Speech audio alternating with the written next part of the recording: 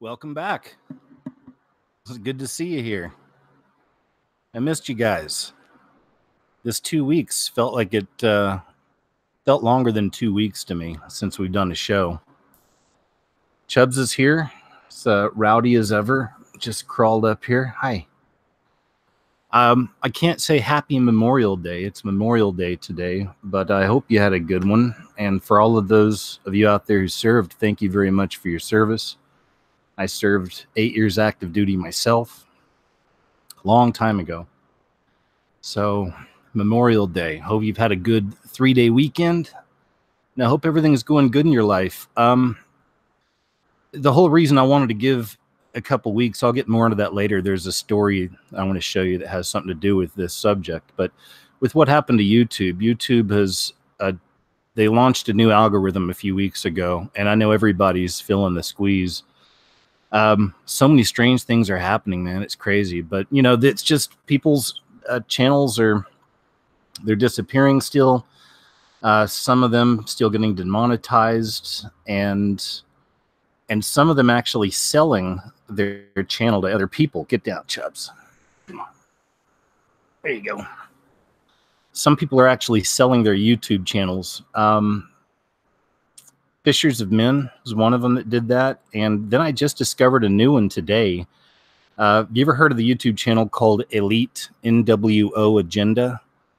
I feel like they've been around for years. I was subbed to him for a long time. He had like, I don't know, 130,000 subscribers or something, I think. But he's been in forever, you know, doing videos trying to share the truth of the system we're in. And he sold his channel, man. You can go check it out now. It's some random British dude trying to sell watches. It's very strange. So strange times. So I needed to give it a couple weeks because I wanted to just try to get more videos out and help out with the views and stuff. And I did. I got a lot more videos out over the last few weeks. And it, you know, barely made a dent. I mean, what they do is it's a shadow ban. Like I said, we'll get more to that here later, but I know that it's the new roundup of the shadow bans on YouTube, and you're seeing a lot of creators being affected by it right now. So enough about all that. We'll talk more on that subject a little later, but thanks again for being here, man. It's nice to see you all. And also for the moderators, of course. Thanks for being here, ladies. I appreciate you.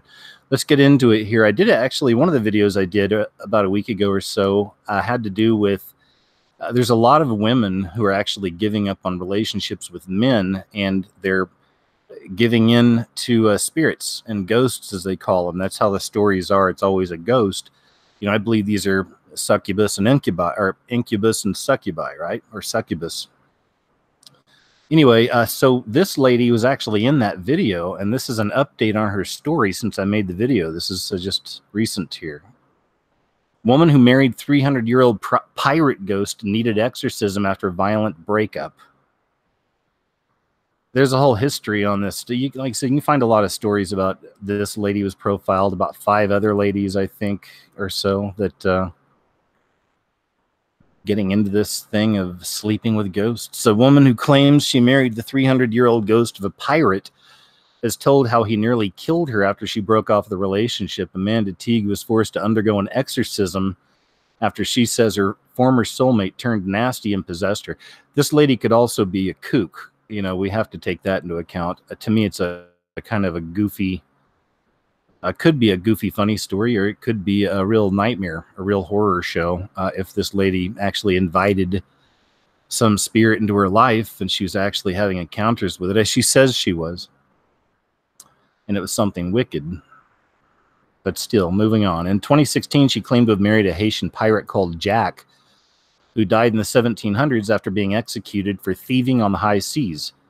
But she says her union left her hospitalized after claiming she discovered that her husband was not all he made himself out to be. The 47-year-old, who previously worked as Captain Jack Sparrow impersonator, is now warning people about casually dabbling in spirituality. She said, after 2 weeks of marriage, I started to get health problems. Okay, this is inviting wicked entities into your life. That's not the wicked entity. This is the lady.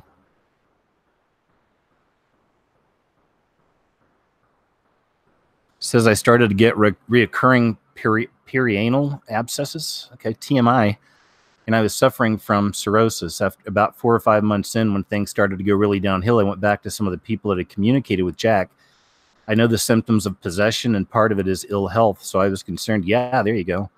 Shouldn't have messed with it in the first place, right? So I was concerned that it was to do with the relationship because of the timeline, but I was assured that he was a lovely spirit who wouldn't harm me. But after her dog Toby died, Amanda says she spotted a major red flag about the relationship. She said I knew his passing was imminent, and I'd asked Jack to keep him until it was my time so we'd all be together, but Toby wouldn't go to Jack. He was incredibly aggressive. We get the point. I think we get it. We get the point. That's not the entity. That's the lady right there. All right, let's go ahead and move on. Let's see what else we've got. And by the way, if you're new to the show, thanks for joining. You may have no idea what's going on right now. But we go through some of the at least more interesting things I find throughout the weeks, stranger, unusual, and a bit of random tossed in for good measure. Counselors on call to give Game of Thrones fans grief therapy. So here's a show where I've never even seen a single episode of it, and now it's just like spoilers everywhere. I'm learning too much about this show now, but not that I'd ever get into it. That's a lot of TV time to sit down and watch all these seasons back to back of these shows, right? So, but counselors on call to give Game of Thrones fans grief therapy. For many Game of Thrones superfans, last night's series finale felt more like losing a loved one than the end of a television show. That's why Bark.com, a UK-based social network that helps match with service providers as dog walkers, is offering a specialized Game of Thrones counseling service that promises to help bereft fans seek support and get the help they need through this tough time. Any of you Game of Thrones fans out there probably are. I'm sure it's a very popular show. I know a lot of people into it. Been watching it.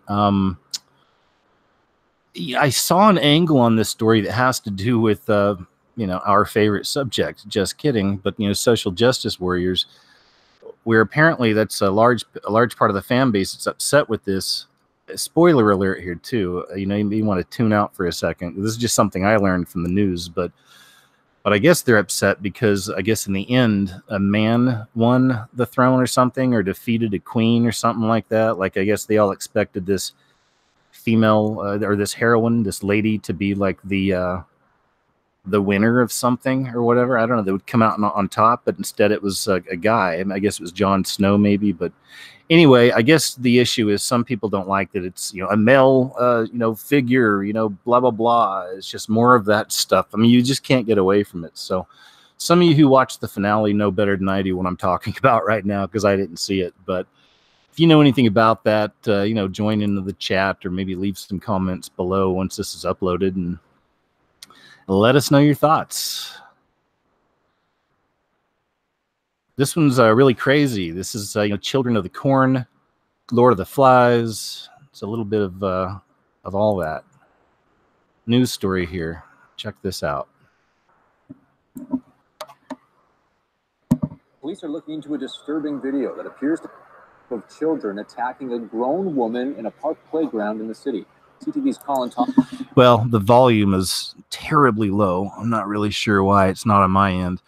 But this was a mother at a playground with her child, and then this happened. Thomas spoke to the person who shot the video at Pleasant Hill Park. It was here at this park where the violent attack took place. The attack is videotaped by a man who shared that video with CTV. He says it took place Monday night at 7 o'clock.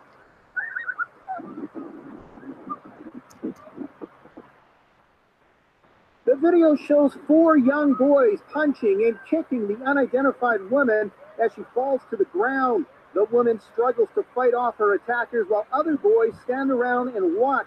Listening to the video, you can hear laughing in the background. Eventually, the boys stop the attack. They slowly move away. The woman manages to get up slowly and starts to walk away. These are children, man, and this is in Canada. Here, I'll start it over real quick. Check this out. Punching and kicking the unidentified woman as she falls to the ground. The woman struggles to fight off her attackers while other boys stand around and watch. Listening to the video, you can hear laughing in the background. Eventually, the boys stop the attack. They slowly move away. The woman manages to get up slowly and starts to walk away. We don't know what kind of injuries she suffered, if any. The man who provided the video says the woman had been filming the boys who were throwing rocks at strangers. He says she told them to stop before she was attacked. All right, so if you didn't hear that, I guess the little boys were throwing rocks at strangers, and she told them to stop doing it, and then they did that. They launched this full-on attack. Little kids, man. Those are some little kids, and you could hear them all laughing, you know, gleefully in the background as they were beating up this grown-up woman. Wow, right? Strange times indeed. I know little kids can be a handful, but that's something else. Check this out here. 40 teams, 30,000 people, Facebook's army against fake news ahead of LS polls. This is out of India. Teams across operational centers in Menlo Park, India, Dublin, and Singapore scan videos, audio, and written word while India's elections get underway. We are just in such... I don't even want to say it's all bad, doom, and gloom, because, you know, that those of you who followed my work for a long time and see my videos, I think you guys see beyond scary, fearful things. And if you're like me, I get excited because I know that we're in those times. And we see things like this, you know, the control mechanisms are really coming in now in this beast system more and more.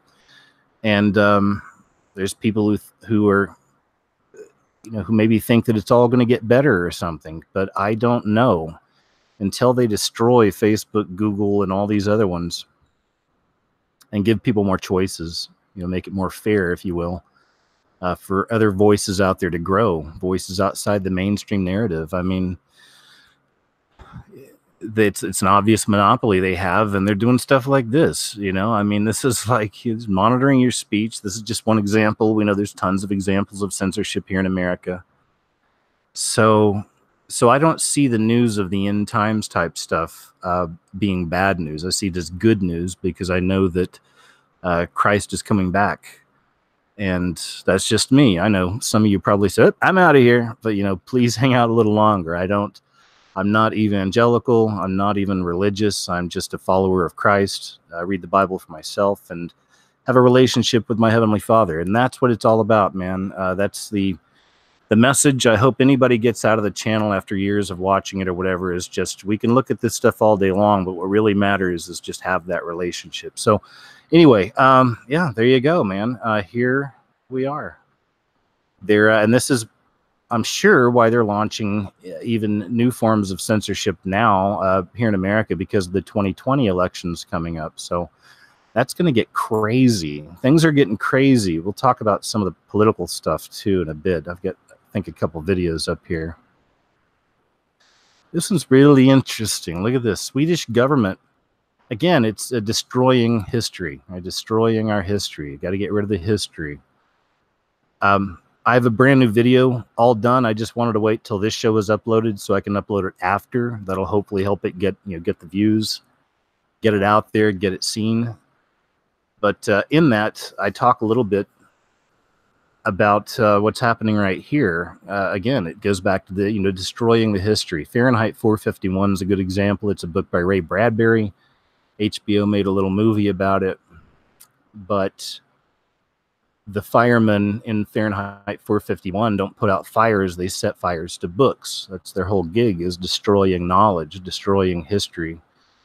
In a dystopian future, of course, where it's all about feeling good, getting off, looking good, and that's just about it. Nothing else really matters. Good times, right? Good times. Swedish government wants to ban ancient Viking symbols, claiming they constitute incitement to hatred. Interesting with all the occult symbolism here, too. They got a couple of black sun symbols. They got the 3 pyramids. They got the, I assume, the phoenix rising from the ashes.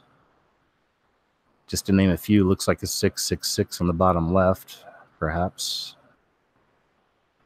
Their official reason for banning the runes is that Nazis used some of them during the Second World War. For example, the Odal rune means O, and the Tyr rune means T. But see, still, now that I know that they were connected with this, I'm not surprised at the obvious occult symbolism there. Reportedly, the Social Democratic Minister of Justice, Morgan Johansson, is behind the initiative. According to the proposal, Old Norse symbols and jewelry may also be banned as incitement to hatred. This includes Mjolnir, hammer of the Norse god Thor, the Valknut, Odin's knot, and the Vegvisir. However, runes are over 1,200 years old and have absolutely nothing to do with Nazis. For many Swedes, the runes are a big part of their religion, Asatru, and for some they just have a great historical meaning. In the definition of racism in Sweden, it included that any kind of oppression against a religion is racist, which means that banning runes is racist against Swedish law. Nonetheless, the government is now trying to ban the country's pre-Christian heritage, religion, culture, and art. And that is the most important sentence to me in this whole thing, because that's the end game. First the statues, then the churches, right?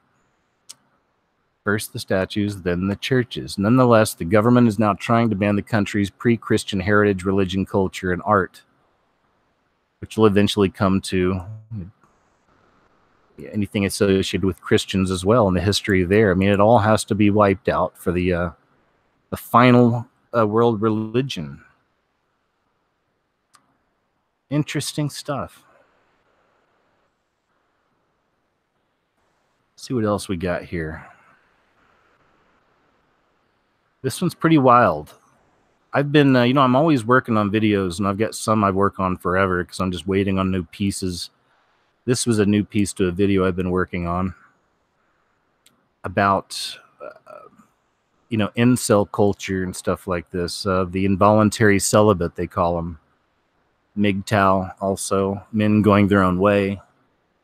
I've been looking into a lot of these subcultures. I've been creating a video out of it, so I can never say when it'll be ready, but I just added this piece in here. Utah judge orders prison for man who threatened to kill as many women as I see. A Denver man who posted on Facebook that he would shoot up a public place and kill as many women as I see during a weekend of women's marches nationwide was ordered Thursday to serve up to 5 years in the Utah State Prison. Christopher Wayne Cleary, 27, showed no emotion as a judge sentenced him Thursday, about 4 months after police said he posted the message because women had rejected his advances. Incel, involuntary celibate. He was on probation in Colorado at the time for stalking and threatening women, their other court documents show. Cleary pleaded guilty last month to a reduced charge of attempting to make a terroristic threat, a third-degree felony, as part of a plea deal. He was originally charged with a second-degree felony. Prosecutors agreed to recommend no prison time in exchange for the plea. I wanted to get to something he was saying. Attorney Dustin Parmley said his client's failure to control his violent speech is tied to his mental illness. First diagnosed at age 10, he argued for Cleary's release so he could continue treatment he had started in Colorado. That speech-type behavior is never extended to acts of violence or physical violence, Parmley said, and investigators did not turn up evidence that Cleary had weapons or tried to purchase any. I'm just sorry for what happened, a shackled Cleary told the judge. Parmley did not give details about his client's diagnosis, but said he had a troubled childhood. Here's what I want to get down to. Okay, here we go.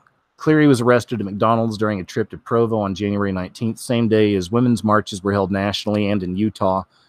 Authorities in Colorado spotted his posts and called Provo police. Here's where Cleary wrote this. All I wanted was a girlfriend, according to a police affidavit. All I wanted was to be loved, yet no one cares about me. I'm 27 years old and I've never had a girlfriend. This is why I'm planning on shooting up a public place. Wow, quite the leap, wouldn't you say? I've never had a girlfriend. This is why I'm planning on shooting up a public place soon and being the next mass shooter, because I'm ready to die, and all the girls that turned me down is going to make it right by killing as many girls as I see. All I wanted was a girlfriend. All I wanted was to be loved, yet no one cares about me. I'm 27 years old. I've never had a girlfriend. This is why I'm planning on shooting up a public place. And okay. It's like the restrainer's been lifted, you know. Some of you know what I mean by that. And there's a lot of this. This isn't an isolated case. Like I said, this is something I've been piecing together for a while. Very interesting. Elliot Rogers was another one of these, as they call them, incels. He claimed he was doing this because he couldn't find a girlfriend, you know. Anyway, interesting stuff. There's the kid. Interesting stuff. The incel culture. Incel culture. Here's something. We're going to watch a little bit of this. You know, I don't do a lot of political stuff or whatever, but first off, it was really hard for me to find this particular footage. It was on TV in the background when it was live like a few days ago. So I was able to watch some of it.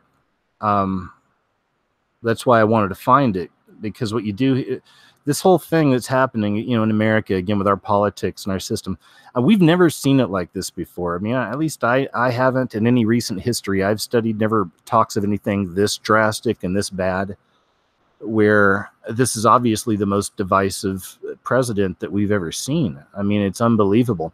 Even under Obama, you couldn't say it as much, I think, because most of the people on the right or whatever, or just people that disagreed with him, weren't going cuckoo and crazy and, you know, calling for violence and doing stuff like that. So now Trump comes in, and now it's their turn, you know, to not have the king they wanted. And now we see people are just losing it. I'll show you some other examples later, but people are just losing it. And you know, he really is just, it's like the whole system, you know, in so many ways, just against him. I know a lot of people will say that's the narrative and it's all a show and, you know, stuff like this, but I've always believed and known a lot of the stuff's a show. You know, but there's also some real things taking place as well. But I just thought this is interesting because Pelosi and her team, they came out, you know, like on a broadcast. What am I saying? I'm stumbling over my words here. I'm saying like a lot, you know, because I need time to like think. Okay. Pelosi and her team came out and they said that they were going to try to impeach Trump. And then right after that, they walked into a trade deal they were supposed to do with him, or he walked in after they went and sat down, and within 2 minutes just told him what he wanted and turned around and walked out. Because, I mean, the betrayers, obviously, right? They go do this. They say we're going to try to impeach him. And then just not long after, like, hey, let's make a deal. You know, it's not going to happen. So he walks out. Then they come back out automatically. And they start saying, Pelosi was saying that he was in a rage. He was slamming his fists on the desk and yeah, it's going crazy. And I just wanted to show a little bit of his response here, because you don't get to see this. You know, I didn't see, I was looking on TV on the major networks around the same time, and I wasn't seeing any coverage about this at all. You saw all the coverage of Pelosi and them saying, you know, he's lost it. He's losing it. You know, they're praying for him. We're praying for the president, you know. Anyway, we'll just watch some of this. Again, I don't get much into politics. Thought this was interesting. It's such a circus. I mean, you know, really, you can't take your eyes off it in some cases. But here you go, a little bit. The Democrats have done nothing in the House. They've done absolutely nothing. They don't get it. I mean, other than investigate. They want to, let's investigate. After the Mueller report came out, no collusion, no obstruction, no nothing. Let's start it all over again. They weren't too happy, so they want to just keep it going. And what that does is it takes up tremendous time and energy, and they've done absolutely, I mean, it's just been very bad. So if they don't get the USMCA, that would be very sad. Jeff? Pelosi said today she hoped your family would conduct an intervention. Yeah. What's your reaction to that? No, I saw her read it perfectly, just the way she said it. It's very, very sort of a nasty type statement, but I will say this. She said, I walked into the room right next door yesterday and walked in and started screaming and yelling. Just the opposite. Just the opposite. Because I know that they will always say that, even if it didn't happen, because this happened once before. I walked out, I was so calm. You all saw me minutes later. I was at a news conference. I was extremely calm. I was probably even more so in that room. So I walked into the cabinet room. You had the group, Brian, Chuck, Crazy Nancy. I tell you what, I've been watching her, and I have been watching her for a long period of time. She's not the same person. She's lost it. Now, as far as the group is concerned, where is Sarah, Kellyanne? Where are you? Come here a minute. You were in that room. Kellyanne? You were in the room. Sarah was in the room. Mercedes was in the room yesterday.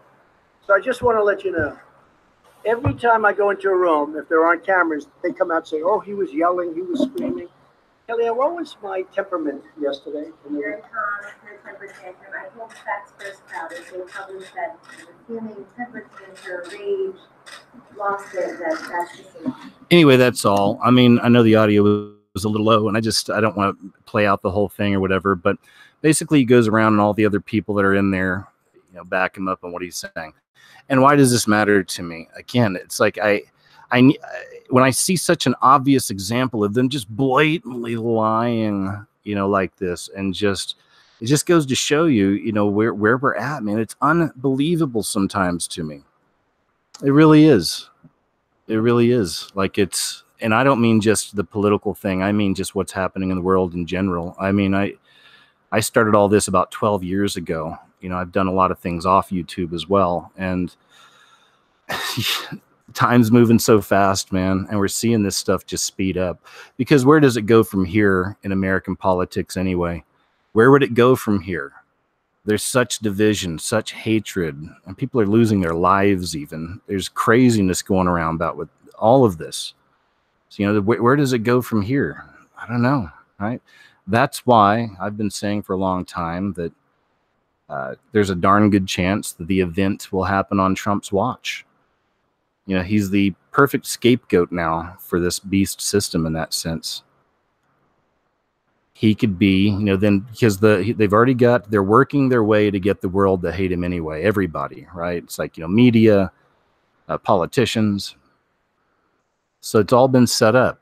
I've covered a lot of the symbolism about this theory as well. Just something to watch for, and I know a lot of people don't like to hear that, I mean, he is winning. I do believe he's not like this great Christian man, but I do believe God's used him in a lot of ways. And God used David, of course, who wasn't the greatest dude ever, or either. So God can do that. He can use who he wants. So I do believe that.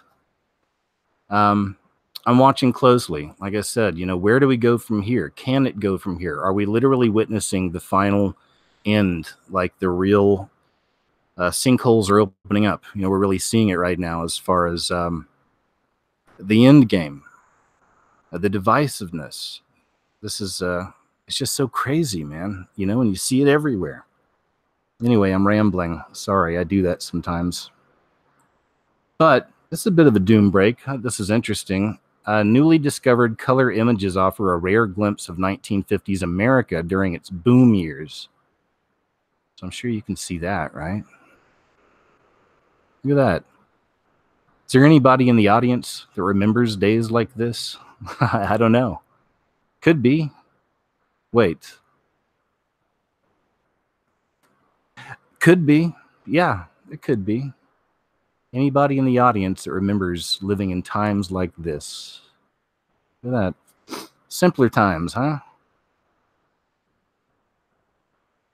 There's just a few pictures here. Look at that.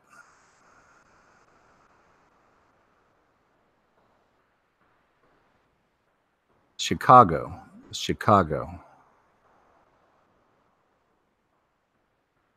Crazy, huh? Golden Gate Bridge. Those cars. Wouldn't you love to have one of those cars right now? Or trucks? Look at these things. Ah, is that the Chinese Theater? Yep, Chinese Theater in Hollywood. Check it out. Across the street from the Hollywood Freemason Center, which Jimmy Kimmel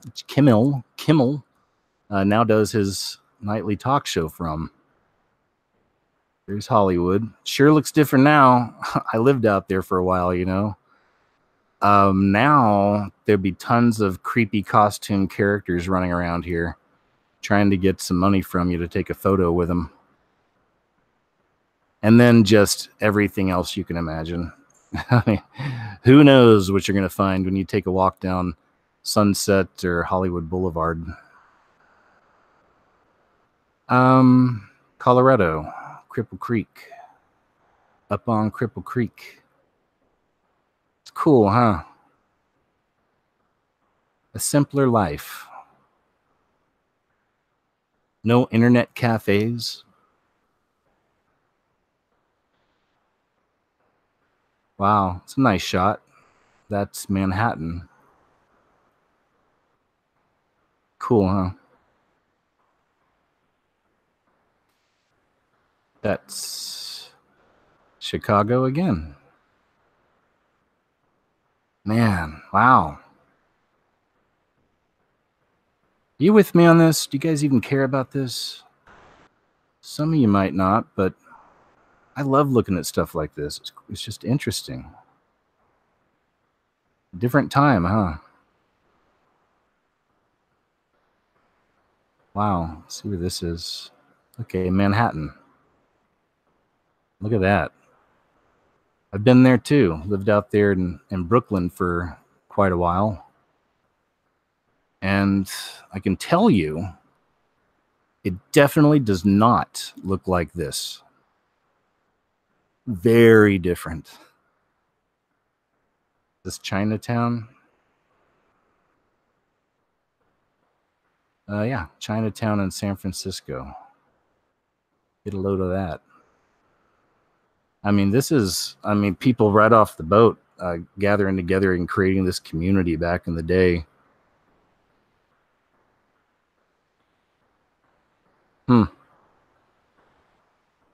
All right, look at a couple more and we'll get moving on.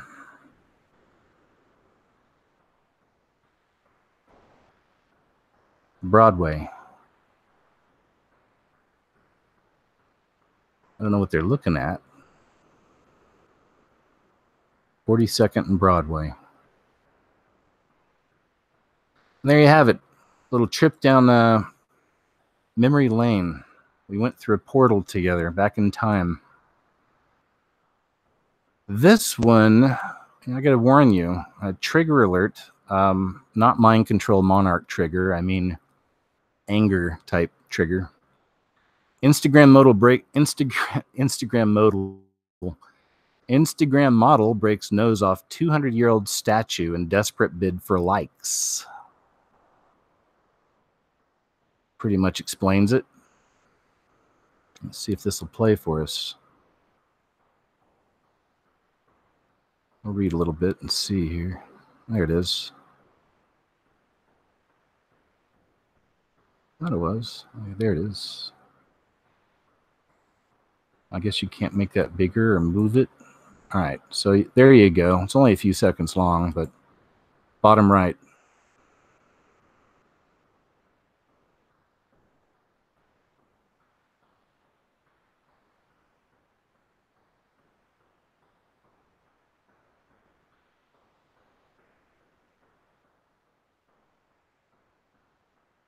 So an Instagram model has been slated for breaking the nose off a 200-year-old statue.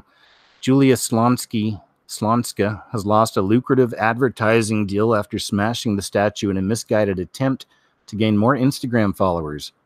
The moment she defaced the angel sculpture with a hammer in Warsaw's Swiss Valley Park was captured on camera and has been shared widely online. In footage lasting 6 seconds, the influencer looks at the camera and laughs before hitting the statue's face in a number of rapid blows. Quickly, the nose of the statue tumbles to the ground, which induces laughter from Slonska's friend. Beating an angel. According to news.com Australia, a video of the incident was posted on YouTube, which amassed over 6,000 views. She was also tagged in the clip, also uploaded to her friend's Instagram, where she received a massive backlash from viewers. Julia and her pal reportedly concocted the scheme in an attempt to get more likes and clicks on the influencer's social media accounts. Twitter users rushed to slam her behavior, with some saying she was dumb and brainless, where others thought she should face legal action. All right. There she is. She's the one. She's the one that did it.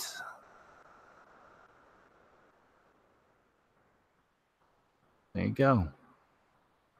Just it's that spirit to me when I see this. You know, again, they've been, you know, they're erasing our history. They've literally been pulling down statues in America.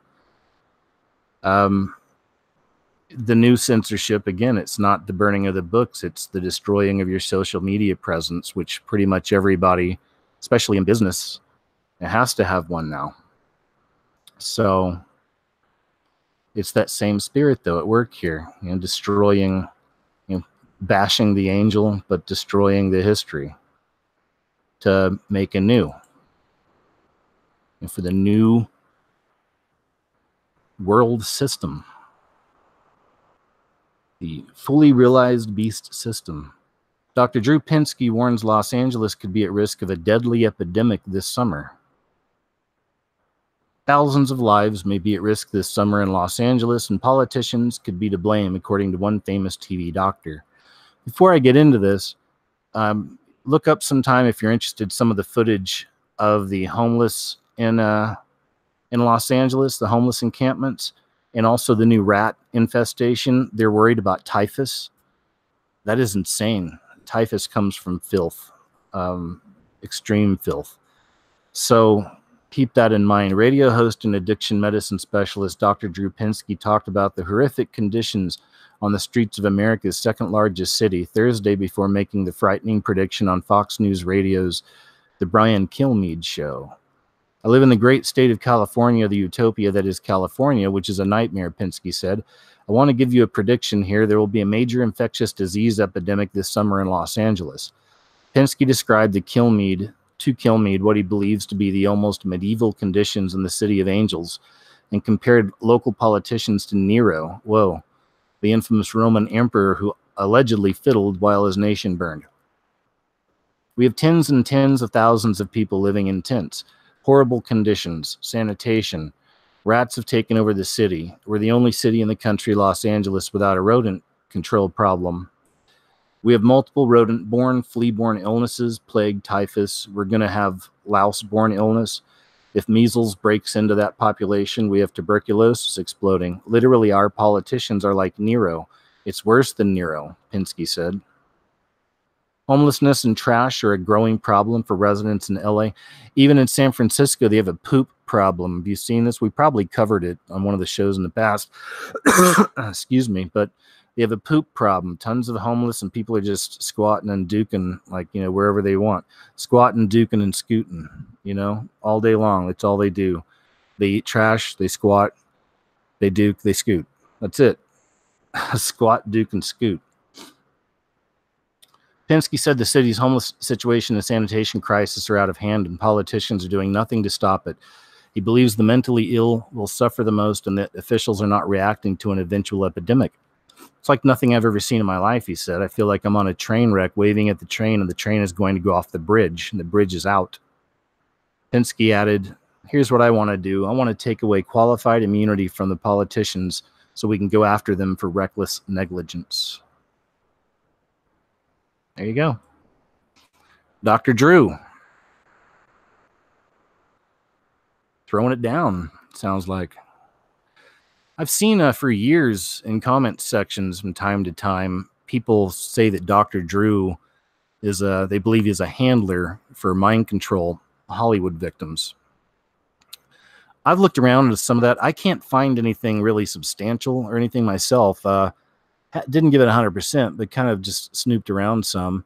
Does anybody out there have information on that? If you have any, articles, any books, maybe videos, those can be questionable, but still, anything, any kind of proof that Dr. Drew Pinsky is actually a handler, like a Hollywood handler for the mind control, Monarch program. I've seen that brought up enough times. I figured I would say it. So I don't know if that's true, but it'd be interesting if there's some kind of proof on that.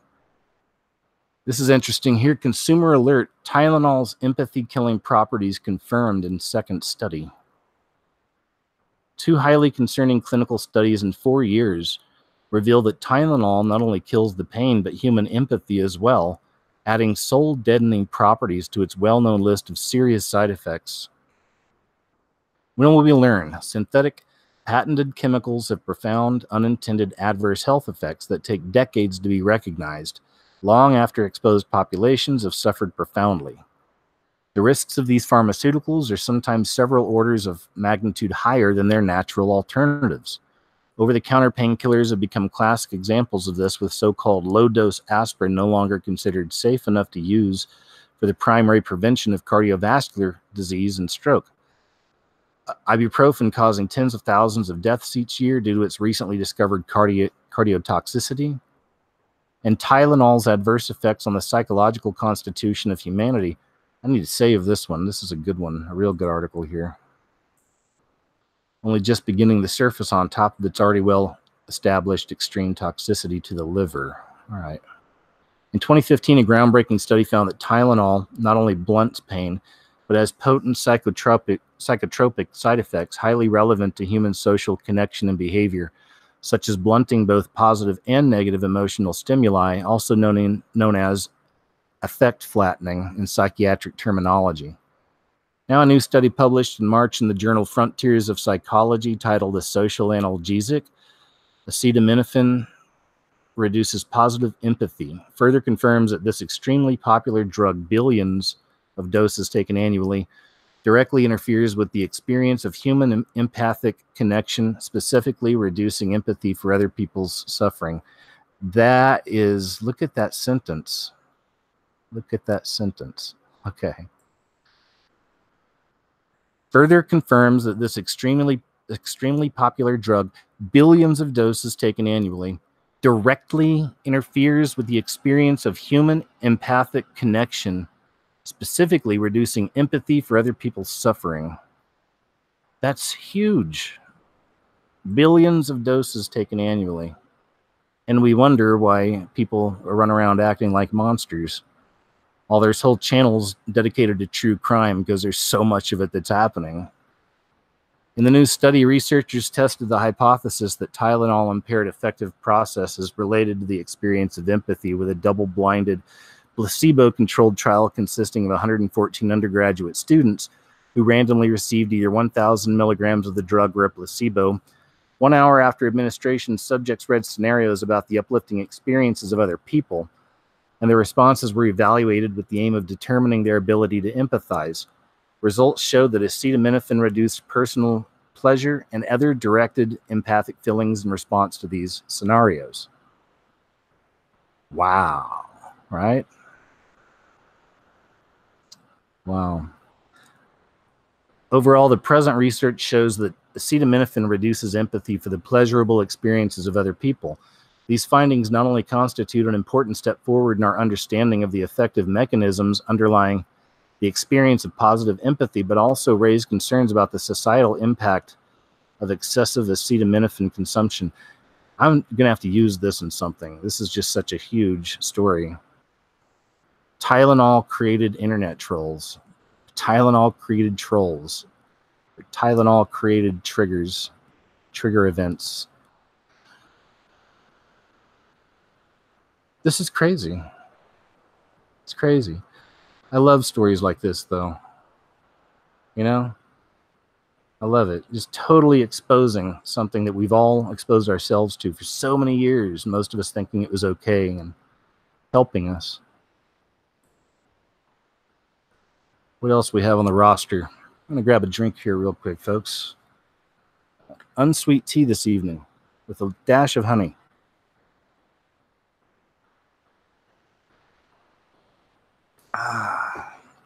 It's good. I think Chubbs went and laid down. I don't know if he'll make another appearance, but I'll say hi for sure. CNN now, this is some of the stuff I was going to talk about. CNN now, the hate Trump network. Ex-contributors say network openly despises conservatives. I know. Big surprise, right? But to the degree it's gotten to, it's probably going to be a surprise for some out there. Several conservative commentators who were previously employed by CNN are now speaking out against the network, claiming its current identity as anti-Trump instead of neutral, as it claims to be. One claims the network openly despises conservatives, Most of us got squeezed. And the reason I'm telling you this, I got a video that's connected to this I'm going to share with you that's pretty interesting to watch. So most of us got squeezed out involuntarily. Jack Kingston, a former Georgia congressman who appeared on the network, told Mediaite, I was there for 2 years and was certainly willing to continue. It was clear to me in the end that Republicans they prefer are anti-Trump Republicans. Pro-Trump contributors at CNN seem to have come and gone in recent months. Last month, the network fired former VA or Virginia Attorney General Ken Cucciolini. Okay. Earlier this year, CNN fired economic analyst Stephen Moore. All right, so we got it. There we go. So we get it. We know this. And I'm going to show you. Let me just find it first. Here it is. Okay. Now check this out. When I see stuff like this, again, what I hear in my head or what I see in my mind is, the restrainer is lifted. It's almost like in a spiritual sense, that the terrors are manifesting, if you will, Have you seen this, though? This is really, okay. CNN's Anderson Cooper mocks Fox News host by making bizarre facial expressions. Yeah, check this out. I'll see if I can make this bigger. I don't know if there's any volume, but this just happened recently. Okay, we can make this bigger. All right, so check this out. Watch Anderson. It's strange. No scripts, no rehearsals, just a gang of criminals pointing fingers at each other, save their own hides. A version of true crime and the reality show Survivor. No scripts, no rehearsals, just a gang of criminals pointing fingers at each other, save their own hides. A version of true crime and the reality show Survivor. No scripts, no rehearsals, just a gang of criminals pointing fingers at each other, save their own hides. A version of true crime and the reality show Survivor. What is going on? What is going on with this fella?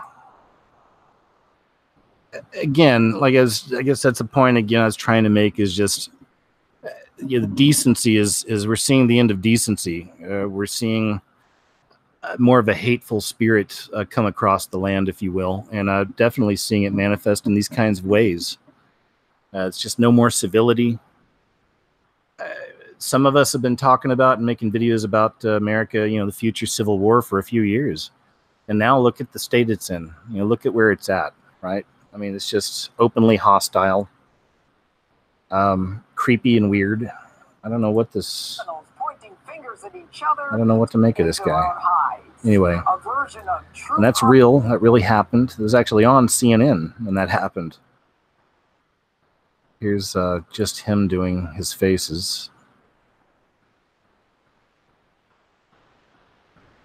Yeah, that's perfect meme material right there, isn't it?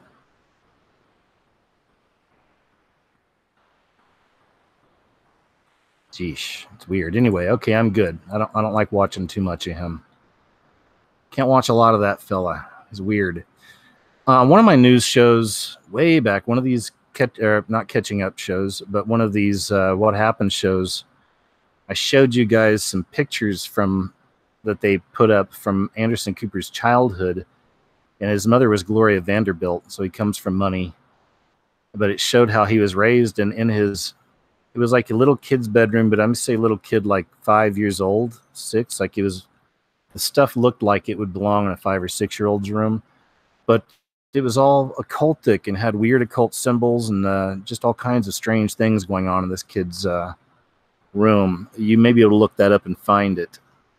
Anyway, something of interest. One of those fun little nuggets toss out there from time to time if you want to go find it, but it's out there somewhere. So we're not going to watch this. They actually have the footage. Maybe it's not even on this article, but it's like, I don't want to play it out. It actually shows this guy get knocked down. Get knocked down is a nice way of saying it. He got knocked down by a bullet. Shocking footage shows San Diego cop fatally shooting chain-wielding man shouting Trump is the devil. The suspect, 48-year-old Vaughn Denham, had reportedly attacked another person using a machete while arguing over a dog chain before the police officer arrived on the scene. Police in San Diego have released footage showing the horrific moment when a police officer fatally shot a chain-wielding man who was walking toward him shouting, "Trump is the devil." The suspect, 48-year-old Von Denham, had reportedly attacked another person. We got that, the machete and the dog chain. Officer Corey Pitts had responded to the scene on August 8th, 2017, and attempted to intervene when Denham came up to his patrol car and proceeded to swing a 4-foot metal chain at the vehicle. The San Diego's district attorney's office shared that the officer had acted in self-defense and claimed he was not criminally liable for the shooting. The office also released a 2-minute-long video from the incident and claimed that Pitts had demanded Denham to drop the chain, which he refused to do, and instead continued to walk toward Pitts, swinging the chain. Pitts then used a taser, but that did not stop Denham from charging him. Yeah, we've heard those before. I've heard these stories. Heard a lot of accounts that are similar to things like this.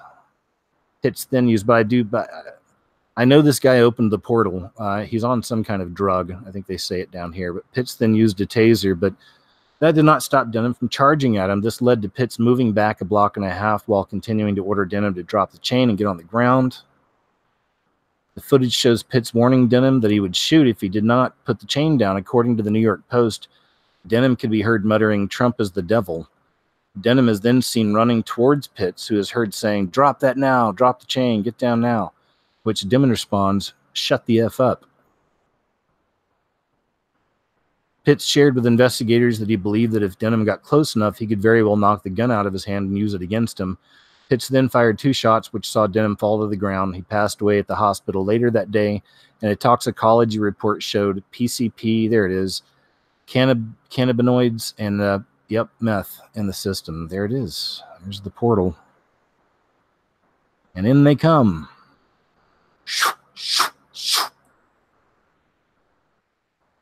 Open that portal and there they come. Next thing you know, you're tearing your clothes off for some reason. You're getting real hot. You start growling like a monster. Got the strength of 5 men. Furniture can now be downloaded and printed thanks to OpenDesk. This is a really cool, a new technology here. Seems like anything can be done online nowadays, including getting your furniture. Now, this is not your typical online electronic catalog where you click on your choice of item and somebody comes over to deliver. No, this is something more innovative than that. Open source furniture is increasingly getting more popular as another option when it comes. Okay, stop. OpenDesk is one of the most sought-after open-source furniture platforms on the web. Process entails downloading the design and sending it to a CNC machine, much like a PDF file to a printer. The cutting machine will be able to cut the pieces with precision, and lastly will be assembled according to the instructions that come with each design. If the buyer does not have a CNC machine, the project can still be downloaded and brought to a fab lab, or to a joiner that the website recommends. Anyway, that's cool though. It's interesting. Look at that. Who knew? Look at that. There it is. The revolution in furniture design. What else can we download and print? I'm sure we'll find out soon. Hopefully. So this is kind of continuing from the very beginning of the show. One of my YouTube subscribers, I think she's called He Sees Us All. That might be your channel. I stumbled on one of her older videos, and she's talking about this news story. And then it finally clicked to me because, like I said last time we talked on the last show, my analytics and everything on the channel a few weeks back just dropped straight into the red, heavy too. And, you know, this is like that third wave now of the new algorithm. That's the way I see it. Because the last 2 years, same thing happened right around the beginning of the summer with everybody. They started taking channels down and, you know, all kinds of stuff, right? Always around the same time and demonetizing. So they've been doing that stuff here lately with some channels out there. But, you know, sitting here scratching my head. It's like my subscriber count just freezes, you know, for weeks on end. I'll get 4 one day and I'll lose 8 the next. It's just random stuff. And, you know, whatever, you know, I mean, I don't like it. But, hey, you know, I guess I'm still here. We'll hang out as long as we're allowed, you know, and we'll keep doing it. But I can't be, you know, it's not just me. Like I said, it's other people have had much worse, you know, and I had a channel taken down myself about 5 years ago. Some of y'all may remember that one, scariest movie ever, 111. So I know what it feels like. So there's been a lot of that stuff, a lot of craziness. I think Tyler from Secure Team 10 lost his monetization. His subs pulled together and went after YouTube on Twitter, and they turned it back on. So good for him for getting that done, and really good for his people for having his back. You know, that's awesome. I don't know him. I've seen some of his videos. I disagree with a lot of the, you know, his findings. That's just me. It's no knock on the guy, but still, you know, good to see a channel out there covering weirder topics, being able to keep going, right? So anyway, this is what it is. You know, YouTube told us they were going to do this. Makes the move for conspiracy videos to be harder to find. Yeah, so they already told us they were going to do this. Borderline content, right? Things like this. So I'm not going to read the whole thing. I'm just throwing it out there. That's what's happening. Not just me, but a lot of your other YouTube people that you subscribe to, they're all being affected. You know, I think everyone's really being affected in different ways. So, you know, now's the time, hopefully, just, you know, for me, thank you for the Patreons out there, PayPal, all that. Thank you guys so much. That helps. We don't even get to monetize all our videos anymore. And, you know, like I said, I'm not going to sit here and play the violin. I've been blessed to do it for as long as I've been doing it. So it's been great. You know, and I pray about it every day for the protection of my work to be able to continue. So anyway, thanks again to those who support the work. But, you know, support the other people out there. You know, if you're interested and you like their voice and, you know, not just not saying they're just voice, but, you know, their stance and you like what they're producing, support them, you know, the best you can, you know, if you're able to, because that's where it's heading. And a lot of people are moving in different directions. I'm starting to spread my work out more. I even started an Instagram account of all things. I'll probably just put up like music video type things I'll do there. I've got a couple of them up there now. So, you know, I'm just kind of spreading it out, you know, trying to get, you know, the main thing is to get what you're doing out there. That's number one, is just you want people to see what you're trying to show them. Monetary stuff comes second. You know, I did this for years before there was any money involved, you know. So there have been 3 times I left to go do jobs. Those of you who follow my work know when I went and did that and talked about the jobs and all that. So, you know, I'll do what I got to do. But anyway, I'm hanging in there. Like I said, I can't complain. But they started the new algorithm and it's been doing its thing and been acting pretty crazy. So, you know, see what happens. You know, we'll see what happens. You know, pray for your, you know, for your YouTube channels that you like, and for the creators out there, and for each other, and keep the community alive. You know what I mean? I'm rambling, aren't I? Like, KJ, come on, just get on with it. Here's one that, you know, so Slipknot, you know the band Slipknot. You might not know them, but they're a heavy metal band. They wear masks. Slipknot drummer Sean Crahan's daughter died of suspected drug overdose, age 22. And that's him without his mask on. There he is with his mask on. So, you know, they use a lot of satanic imagery. They have a new song that came out called Unsainted. Even in that, just filled with, you know, it's got witches. Lots of black sun imagery in that one.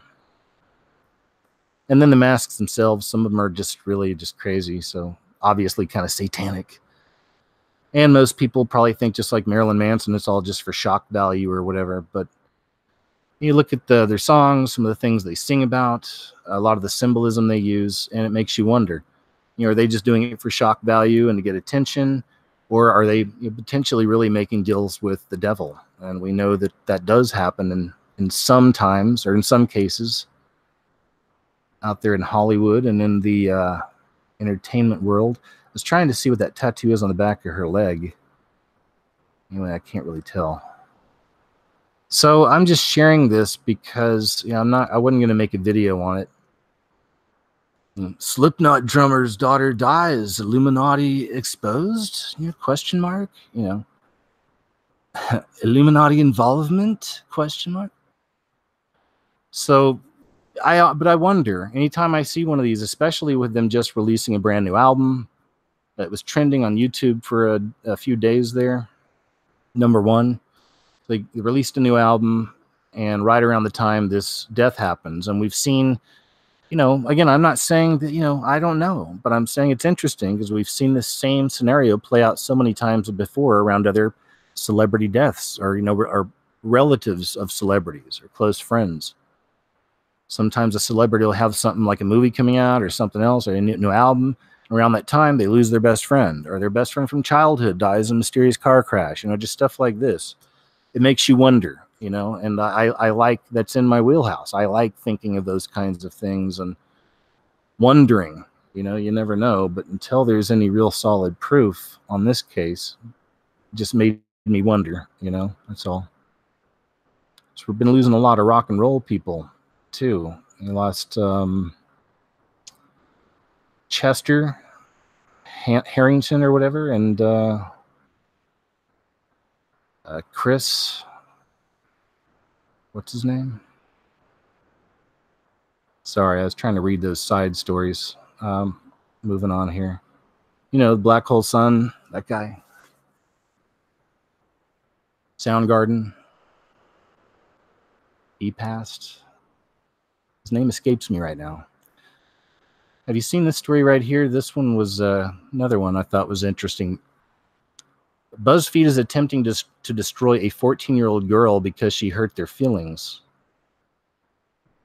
This, actually, she wound up going on the Alex Jones show. It's on his website, and doing an interview with Alex Jones, or he did one with her. It's very interesting. I've been subbed to this girl's channel for a couple of years. Her channel used to be called Lieutenant Corbis, or LTCORBIS, and then she's changed it to Soph. And I don't even know where I originally found it, but the first thing I saw on her was her doing a breakdown on Katy Perry, like just, I mean, tearing Katy Perry down from top to bottom, but it was incredible. It was like a 30-year-old in the body of a little kid. Foul-mouthed also, you know, bad mouth, but very smart, very witty. When she did that interview with Alex Jones, she held her ground, you know. She's a smart kid, a very smart kid with very politically incorrect ideas. And this upset people. So they targeted her, and YouTube gave her 2 strikes on her channel. Here, we'll read a little bit here. Soph is a 14-year-old girl on YouTube who's foul-mouthed, crude, and often disturbingly correct. She's like a walking, talking episode of South Park. Yeah, that's a good way to describe her. This combination of being this young and bearing wisdom, usually reserved for people 3 times her age, has made her extremely popular. She currently sits at 860,000 subscribers on YouTube. What's more, she's unabashedly right-leaning, and that's a problem for the left, specifically the hard leftist media mecca of BuzzFeed. Publishing an article called "YouTube's Newest Far-Right Foul-Mouthed Red-Pilling Star is a 14-Year-Old Girl," BuzzFeed's Joseph Burstein launches after Soph, with all the venom and rage saved for figures like Mike Pence. The focus of Bernstein's, I guess I'm going to say, is it Bernstein or Bernstein? The focus of Bernstein's Mandela effect. The focus of Bernstein's anger with Soph revolves around a video she post-titled "Be Not Afraid," wherein she donned a burqa and proceeded to highlight the absurdities of Islam, the mainstream media, social justice warriors, and more, with all the subtlety and grace of a freight train plowing through a warehouse filled with porcelain. This guy writes good, or gal, whoever this is. I would love to post the video for you, but during the course of writing this article, YouTube has taken down the video for violating YouTube's policy on hate speech. Bernstein spent much of the article not only misunderstanding Gen Z humor, but also attempting to paint Soph as an oncoming Hitler. Outside of trying to demolish this 14-year-old girl, however, he went after YouTube brass for allowing someone like her. Oh, thanks. See, it's people like this, right? It's these people that make it so much harder for us here on YouTube. He went after YouTube brass for allowing someone like her to exist on their platform in the first place. It worked. Surprise, surprise. And YouTube launched into action by striking Soph's channel and taking away her ability to upload for a week. They've also now taken down her "Be Not Afraid" video stated below. As above, excuse me. I didn't mean that as that's not an as above, so below joke. Video is stated above. I just kind of started pulling up the news story and was trying to read that. Still, What do they call that? Freudian slip? I don't know what that would mean, though, that I have as above, so below on the brain. I guess I am guilty of that. I make enough videos about it. And even my new one has to do with it as well. And the movie Brightburn. Sorry, Brightburn. You've seen the trailer for that, about a kind of an evil Superman beginning story. Anyway, let's continue. There's some pictures of her. Mark Dice got involved here. As I said during Facebook's ban of figures like Paul Joseph Watson, Laura Loomer, Alex Jones, whether you approve of Soph's crudeness, dark humor, or extreme lack of political correctness or not, her being attacked and subsequently deplatformed for her views is wrong. Soph is popular, and her unfriendliness to the PC police and their arbitrary rules make her a liability. For the left, she had to go. Anyway, I'm good on that article, but if you haven't, you see it for yourself. Seriously. Go on YouTube, and it's just her name right there, Soph, S-O-P-H. If her channel is even still there at this point. But you'll see what I mean. And again, I'm warning you, it's pretty crude. She goes hard in on this stuff, and it gets pretty crude, says some bad things sometimes, so just go in knowing that. However, it still gives me hope for Generation Z when I see stuff like this, that there are kids like this that exist that are so smart and articulate, and wow. So just throwing it out there. It's interesting. If her channel's still here, I haven't been there in a while. If I saw something in the feed from her, the YouTube feed, I'd watch it, but it was always entertaining. I'll say that. From the mouths of children. This is pretty crazy. Introducing Switzerland's first VIP bedroom cinema. So this is Switzerland's first new concept for a VIP bedroom. Oops. Man.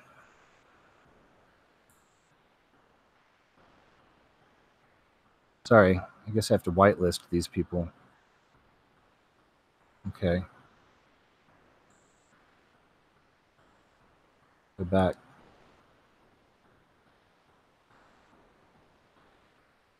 Well, I guess that's the story. Let me see.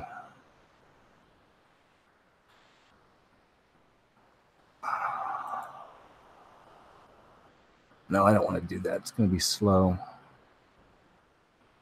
Well, I guess you got to see it for a second. Let me see. How do I...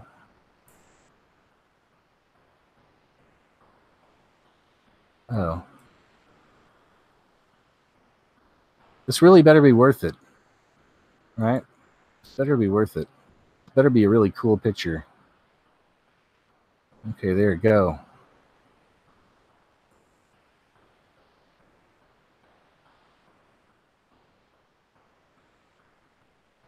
Thanks for bearing with me. Now it's one of those things where I have to see this picture, I mean, there was so much involvement there. You get to the point, it's like, okay, whatever I got to do now, no matter what this is, I have to see this picture. I have to complete all these steps so I can see this picture. So here's the picture. And this apparently is the first new concept of VIP bedroom cinema. It's opened in Switzerland. And this is a real thing. This is interesting. Could you see that happening here in America? I mean, is this going to be the new thing? Because we've seen so many articles and stories about the film industry dying. And we know it really is. It's a dinosaur, especially with Netflix and other services like that you can get from the comfort of your own home. So it looks like they're going to try to compete by turning their cinemas into massive bedrooms. Would you go to a movie in something like this, like in a massive bedroom, VIP bedroom? If you're a young couple just falling in love, could you keep your freaking hands off each other if you were in this VIP bedroom watching a movie? Please. I imagine that might wind up being an issue. Who knows? We'll see. But I guess they're testing it out. Who knows? If there's success there, maybe that's something they'll spread to America. Cinema really is dying. Pretty much all superhero movies, right? Mostly. And then retreads of other things, remakes or books, popular children's books. There you go. Could that be the future of cinema? Do you care? I went through a lot of steps to show you that picture. I'll remind you. I wonder, and this is a question for you out there, if you have kids in school, have you ever experienced anything like this? Anything close to this? Ohio high school removes valedictorian, salutatorian honors in effort to better students' mental wellness. Is this a trend, or are these just kind of bizarro, one in a million kind of stories? Do some of you have stories that you know from the schools your kids go to? Maybe some of your teachers seeing stuff like this? An Ohio high school announced Thursday they'll be eliminating, we got that, officials with Freemason High School, located in a Cincinnati suburb. Just kidding, I doubt there's a connection, but still. Located in Cincinnati suburbs, said they were removing the honors and will instead recognize students who have achieved outstanding academic success through a multitude of pathways. Oof, that's a long sentence. That's the explanation. Dodd's the principal, Dodd said the move would help curb the competitive culture at the school and permit students to focus on other things. The school would continue to recognize those with a high average. Students who have achieved a 4.0 GPA or higher will earn summa cum laude. Students with a 3.75.399 receive magna cum laude honors. And whatever. All right, so yeah, there's something there, I guess. The paradoxical nature of class rank within the culture of MHS does nothing to decrease the competition among students, he also said. Okay. What's that saying about it? Our former student Samantha Segerman told WCPO she remembered having a few mental breakdowns in fear of dropping rankings. I know there were kids well over a 4.0 who were barely in the top 10%. Anyway, what do you think about that? Should we keep catering to the feelings like this and removing honors, honoring those among us that achieved more? It's a great thing. It's a great thing. It's a standard. It gives us all something to achieve. We want to take that top honor from that person, right? Anyway, I guess I'm just old-fashioned. Something. Cubs. Here's one. Here's a story that you probably don't want to read to your children at night before they go to bed. Here's Chubbs. Hey, what's up? Yeah, he's getting feisty. What? Huh? Here we go. Snarling Burger King customer caught with 7 syringes stuffed in her you-know-where. Jamie Westcott, 35, reportedly cried that she effed up after her behavior saw sheriff's deputies arrive, search her, then quiz her about a mystery hard area in her crotch. They arrived at the fast food restaurant in Largo, Florida last week after Westcott acted aggressively towards staff and refused to leave the building. Workers also told police that the suspect displayed signs of being high on drugs. Westcott still refused to say what the item was, despite warnings she would face additional charges if she refused to comply with deputies' requests, because she would have effectively smuggled suspected narcotics into jail. She eventually removed the syringes, which contained an unidentified clear liquid, after being taken to Pinellas County Jail. Westcott was charged with possession of drug paraphernalia, introducing or possessing contraband in a county detention facility, and resisting an officer without violence. I didn't see where the snarling came in so much, but anyway. It's crazy. Crazy story. Scary. This is definitely not something you want to read to your children at night before they go to bed.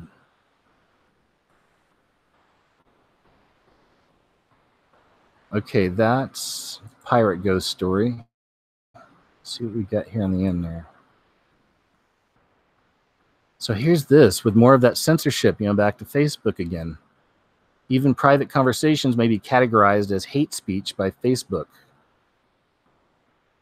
Last week, it was revealed that Facebook maintains a creepy internal list of, quote, hate agents, which it uses to keep tabs on people and recommend whether their account should be removed from the platform.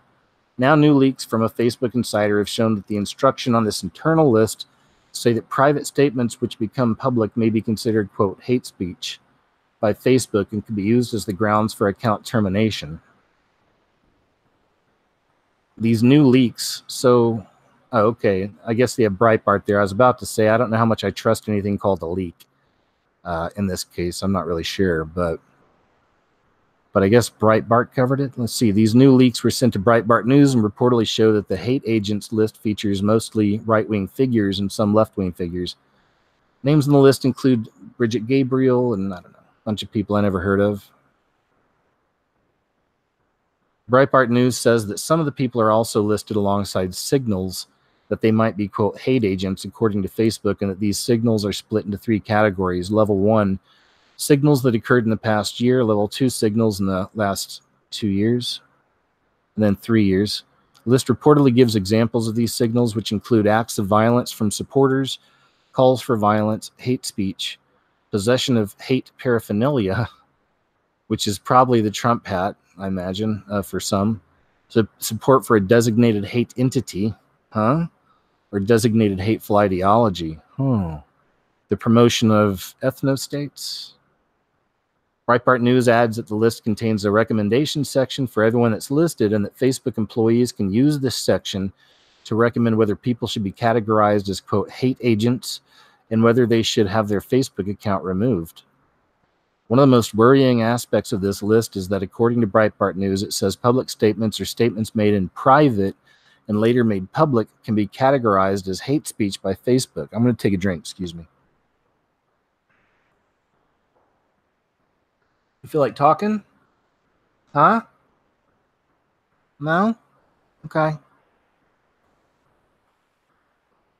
This means if private conversations are leaked by other parties and Facebook doesn't approve of these conversations, they could now be used as grounds for account termination, even if they took place off Facebook and happened a long time ago. This appears to be happening with Gabriel. The notes section of her account reportedly says FBI or FB, 1 lifetime deletion for hate speech, dehumanizing. And this is based on comments Gabriel made in 2007 and 2015, which is outside the 3-year window for, quote, signals that Facebook describes in the leaked documents. So not only is Facebook combing through comments that are more than 10 years old, or they're combing through comments that are more than 10 years old to find supposed examples of hate speech. But Gabriel says that it's also taking these comments out of context in order to classify them as hate speech. You get it. We don't even have to finish that article. We understand, right? As I said, man, just somebody, something needs to really break up that group. Needs to break up the this handful of corporations that control it all.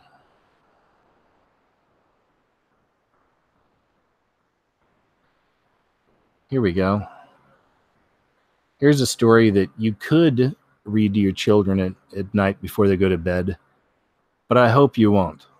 I hope you'll choose not to. I don't think this is a good thing here. 7 behaviors. This is from askmen.com. Askmen.com.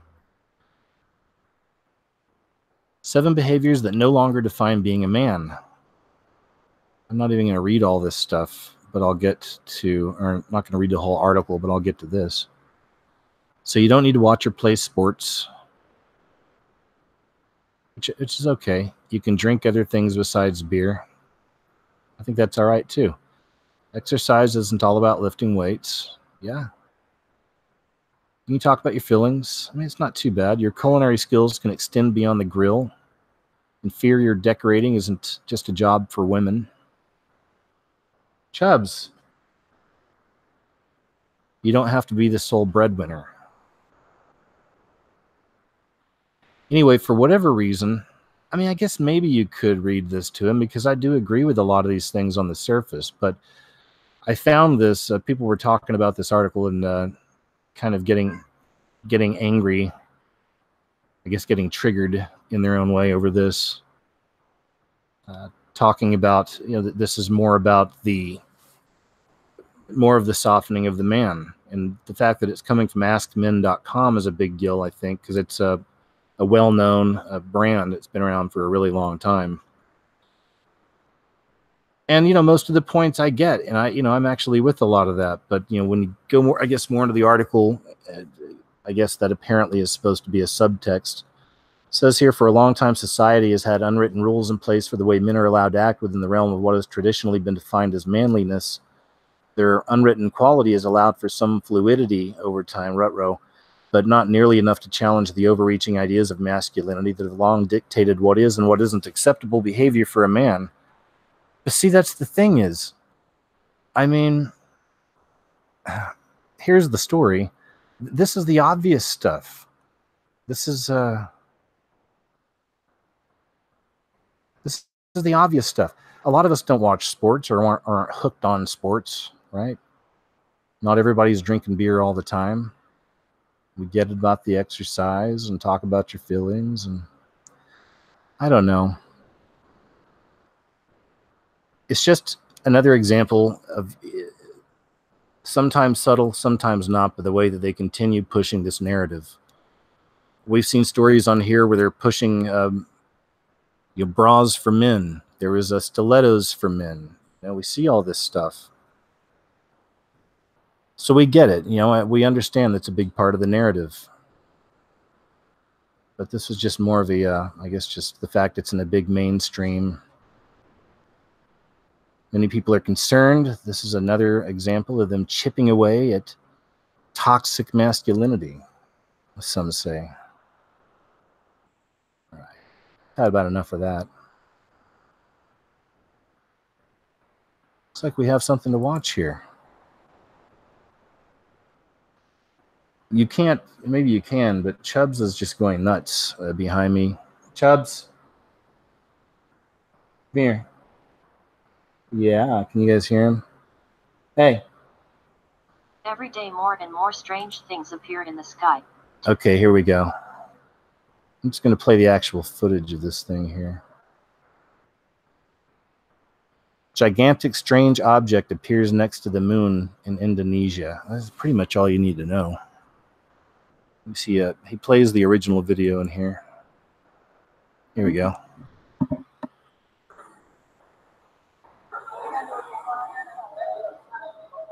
Mama. Huh? Ayun na ako, pinaulo na.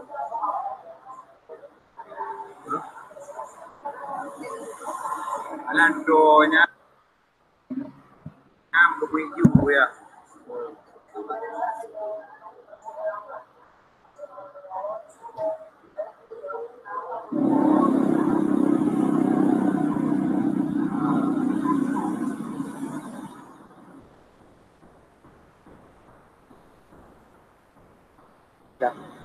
Lagyan mo niya ko ano. Sama.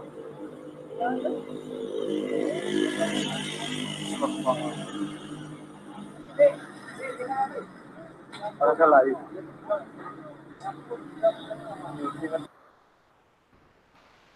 Pretty wild, huh? Almost looks like some massive human form, like sitting on a cloud or something. At least that's what I got out of it. What do you think? What do you think, Chubbs? Trying to get him to talk. He's being fussy, man. You guys know he does this when I'm talking, but not to him. It looks like he's trying to chillax a little bit here. Here we go. Check this out, too. Another cool sighting that just happened. Come on. This just happened in Australia not long ago. Check this out.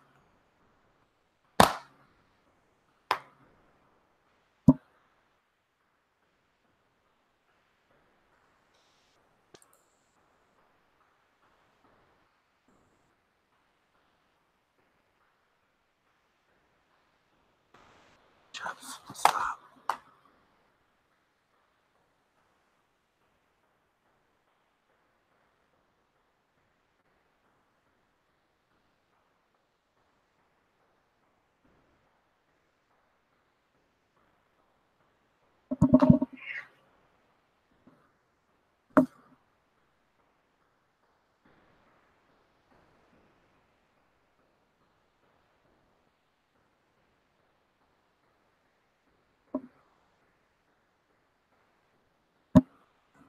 Pretty wild, huh? Oop. Sorry, I just knocked my microphone over. Hope that wasn't really loud. Pretty crazy, huh? Imagine seeing one of those on top of your head.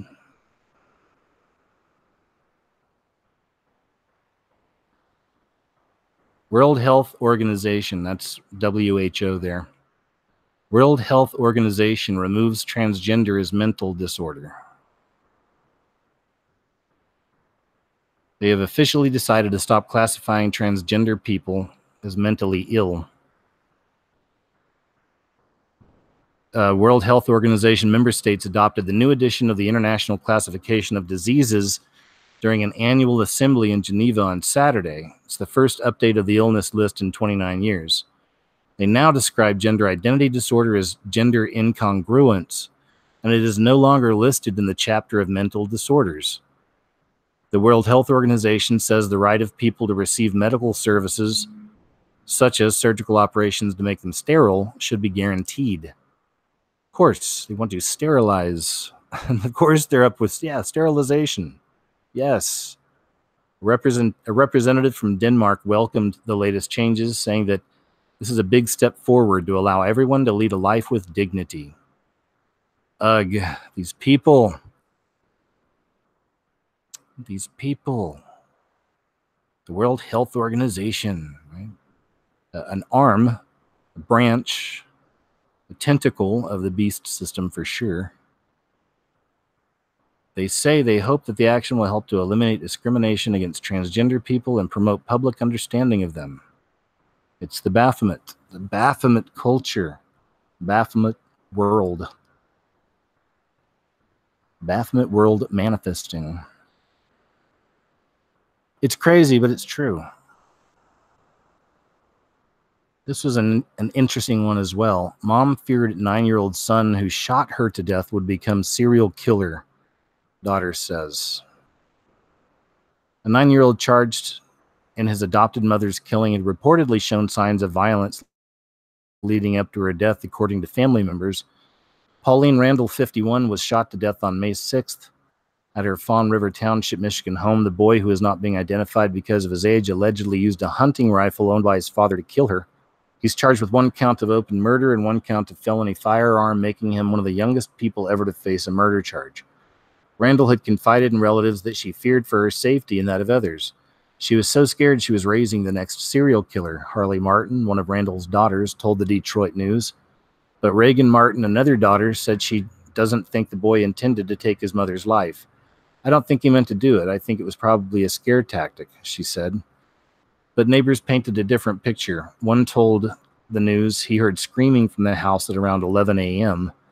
My wife and I both, when we heard that woman was shot, we both looked at each other and said, I bet it was him. Lancaster added that the boy would allegedly terrorize his grandchildren, shooting at them with a BB gun. He could have shot anybody around here, he added. A woman whose child went to school with the boy told the News that he had threatened to stab her daughter last year. He told her that he wanted to get a knife and stab her and watch her die and watch her mother cry. I mean, guys, really? It's like that footage we just saw a little bit ago of all the little kids terrorizing that mother, right? When you see this in the children is my point.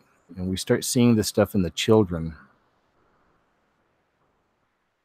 An attorney for the boy, T.J. Reed of Sturgis Law, said in a statement, based on the severity of the charges and the age of the accused, it's important to keep focused of the future and long-term impact these proceedings and charges may have on a child this age.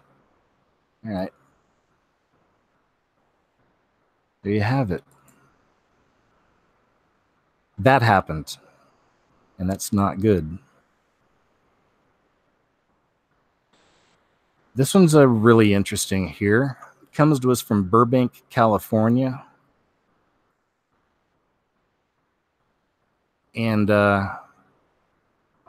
Burbank is actually a city I lived in. When I first moved out to Los Angeles, I moved to Burbank, where I started off. Just sharing a little side info there. Anyway, this is from Pablo Morales' YouTube channel. And we'll watch this together, okay?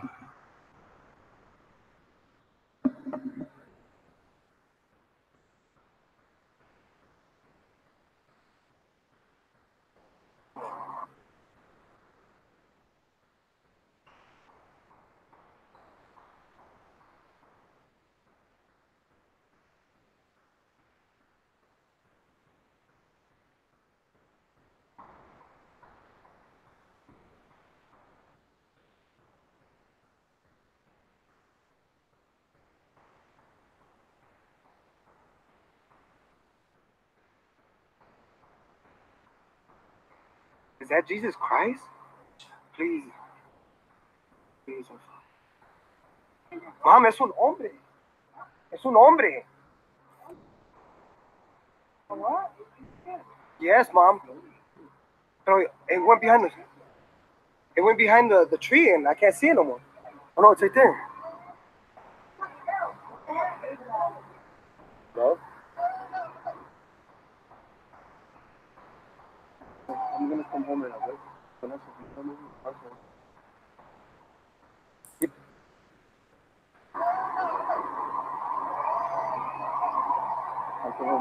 come home and I'll wait. You don't think that's balloons?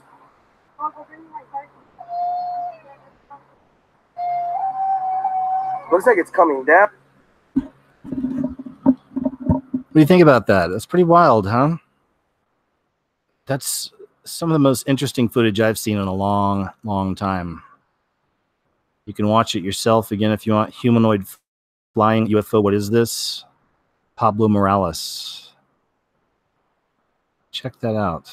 It's a good one. In my book, it's a good one. Interesting. What could it be? What could it be? What if it was somebody astral projecting or something and he was actually seeing their actual spirit floating around in the sky?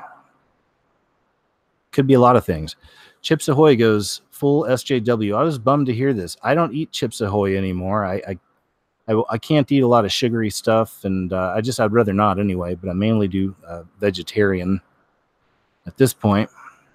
But if I could, I'd be eating Chips Ahoy every day and every night, with a big side of vanilla ice cream sitting there and a tall glass of milk. I don't even drink milk anymore, but a tall glass of milk. You know that would be so good. Anyway, Chips Ahoy goes full social justice warrior, promotes drag moms and bizarre Mother's Day advertisement. Perhaps there's an example. Yeah, here we go. Let's watch this together.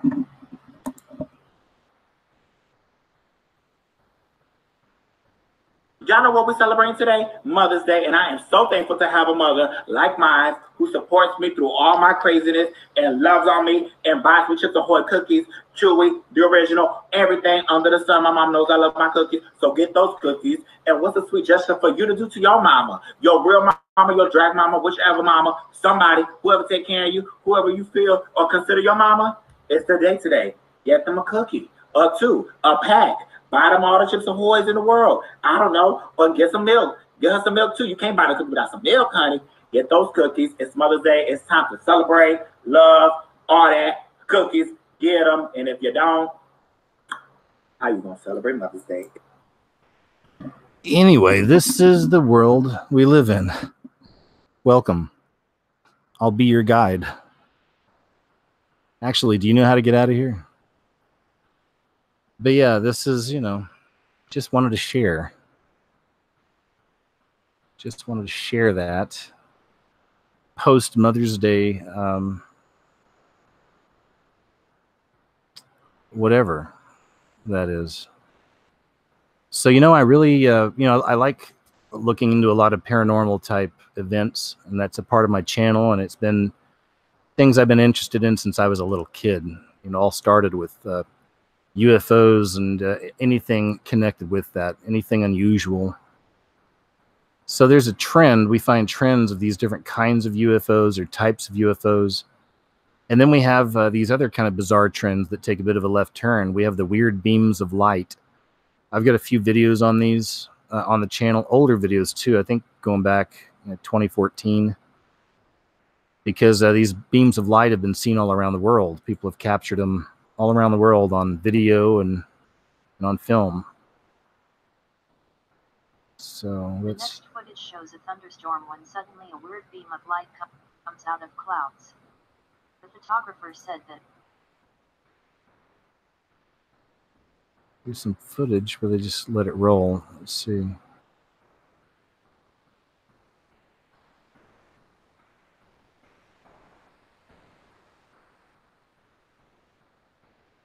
Yeah, please. Let's take a look. Okay, this is the actual footage.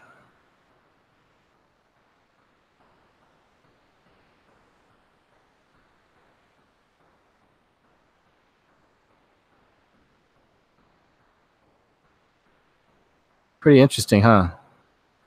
I'd seen people in the past try to explain it away and say that that's just some typical glitch in cameras or something, but I'd never seen anybody produce a lot of proof on that. You know, these things have been popping off for years, as far as I know, at least 6 years or so.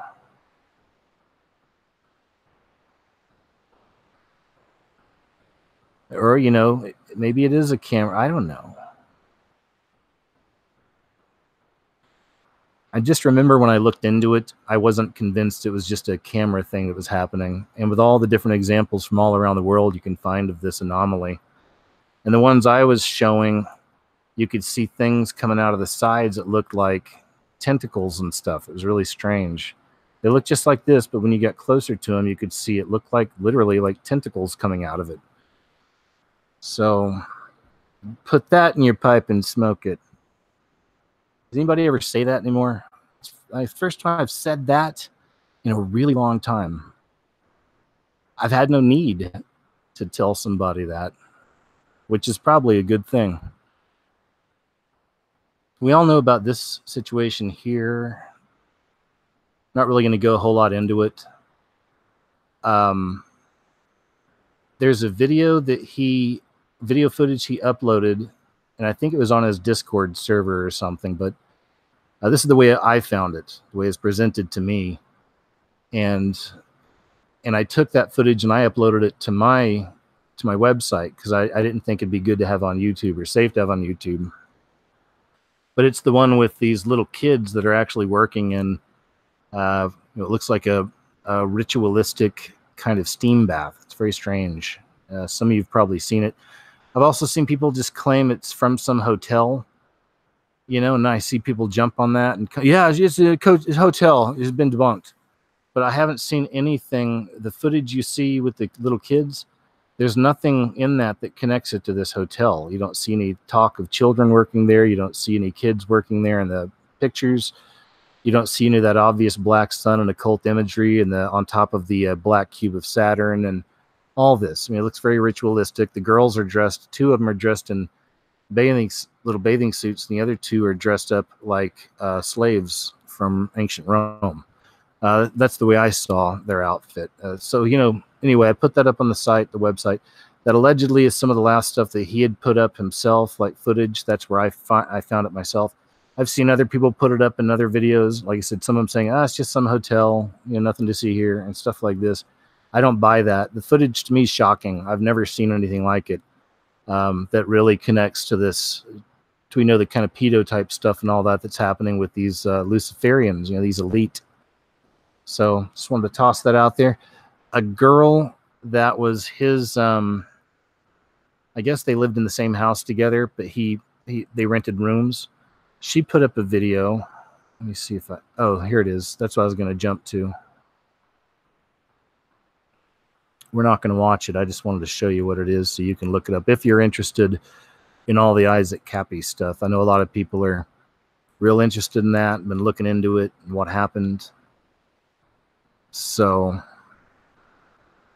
I'll just let this load up here, and you'll see the title of the video.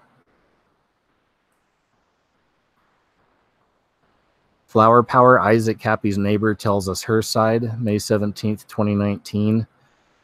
Like I said, as far as I understand, I watched quite a bit of it, just jumping around here and there to see what she would say, you know, if she gave away anything really interesting, you know. But you could tell that they knew each other for a long time. They were friends. She knows a lot about him, and she's in his room while she's recording this. So she's showing you stuff throughout the room, some of his artwork. Let's see if I can find that.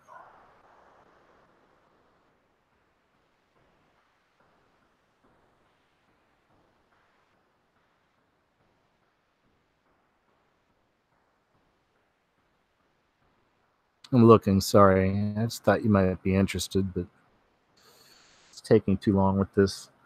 Anyway, you can watch it for yourself if you're interested. If you're interested in this Isaac Cappy case, this might be more information for you to look into. I don't know. I don't know these people. This is just something I found in a forum, so I started watching it. I thought it was interesting. And there you go. Just wanted to share that for you. Some of you sleuths out there that like looking into some of these kind of things,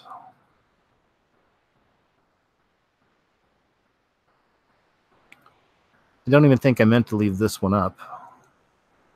No, it's billboards. Billboards for rent. I was actually had a crazy idea. You guys tell me if it's crazy, because I'm not sure sometimes. But with all the crazy censorship and all this with YouTube, and again, I'm grateful I'm still here. I'm grateful my channel's up and I'm able to monetize when I can. You know, I don't monetize these shows because of the stuff we talk about. It wouldn't get monetized anyway. But so I'm grateful for all that, you know. But I started thinking the other day about you know, trying to think outside the bun, if you will. I think as Burger King says, maybe it was Burger, or is it Subway? I don't know. Somebody says think outside the bun. Anyway, so I was thinking outside the bun the other day, and I thought about what if you could rent a billboard and just put, like, you know, at the top, like, you know, wonder why the world's going crazy. And then put, you know, I'd put, you know, the scariest movie ever YouTube channel, and then like subscribe, and then something underneath it. Is this crazy? Tell me if I'm being crazy. I don't know, but I get these ideas. You know, I'm like, what if I just could rent a billboard and try that, just to get my videos out more to people, you know, just to get the word out and get more people seeing the things that I'm seeing, you know, and to help growth. And it'd be something totally outside the bun, you know, and the box. I'm not saying I'm doing it. Like I said, it's just something, it was a funny thought I had the other day, and I pulled it up, sitting there looking around at it and just wondering, what if? You guys let me know. Is that a decent idea? Or no? Rotting trash piles sky high in LA, attracting rats and raising concerns of a new epidemic. We were talking about that earlier. That's our Dr. Drew was talking about this as well. Let's see. This is worthy of watching a bit. You're going to see what I was talking about here. Let's see if we make this bigger and turn that volume on, and let's watch a little bit of this together. And this is LA. What's happening in LA right now?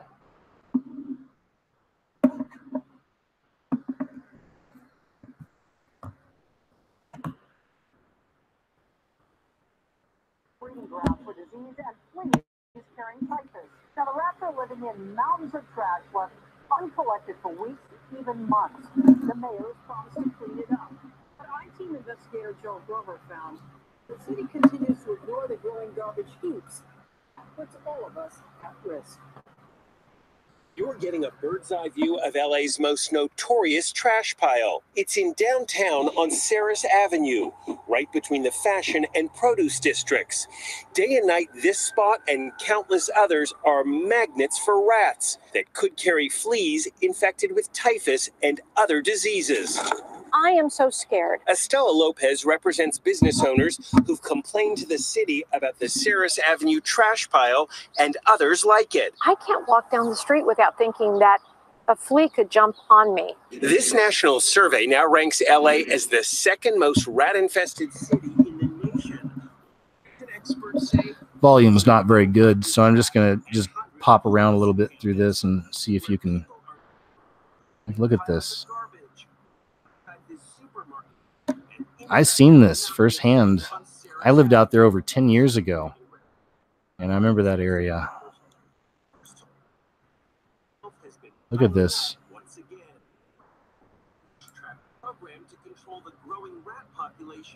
Anyway, that's about enough of that. Think you get the gist. Some of you may live out in Los Angeles. You're right there by it.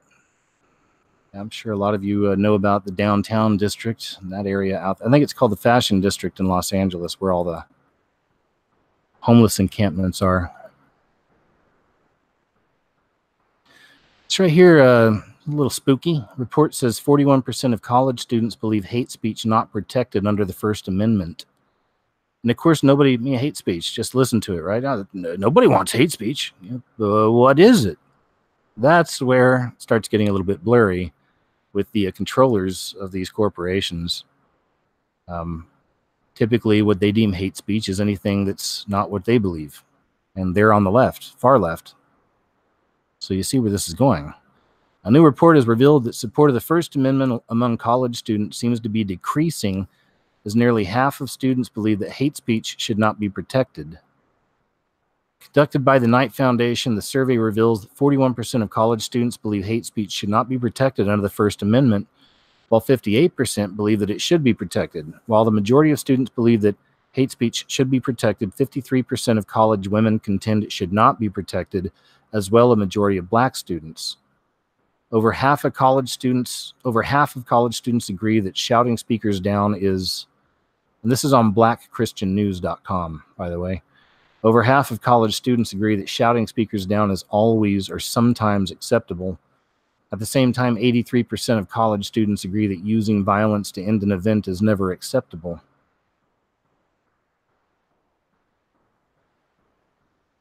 More than 6 in 10 black students believe that inclusivity is more important than free speech, while 49% of Hispanic students believe the same thing. Just 42% of white students believe that inclusivity is more important than free speech, according to the survey. All right. Free speech. A dying trend. Can you imagine if you saw this? This is the second time something like this has been recorded, I think this year. The other one didn't happen too long ago. An alligator caught on video attempting to ring a doorbell at somebody's house. You can look it up. Like I said, this is the second time something exactly like this has been recorded, and I believe it's just been in the last year. Let's see. Play this out here and watch for yourself. A woman who had just moved to Myrtle Beach, South Carolina, caught an alligator on camera working real hard to ring her doorbell at a brand new home. The 6.5-foot gator damaged the walkway, left some scratches also on the door. It was later safely removed and thankfully relocated. Crazy, huh? Stupid alligator. Stupid alligator. Couldn't even ring a doorbell. 5G danger. Hundreds of respected scientists sound the alarm about health effects as 5G networks go up nationwide. May 19th, 2019. I'll grab a drink here real quick.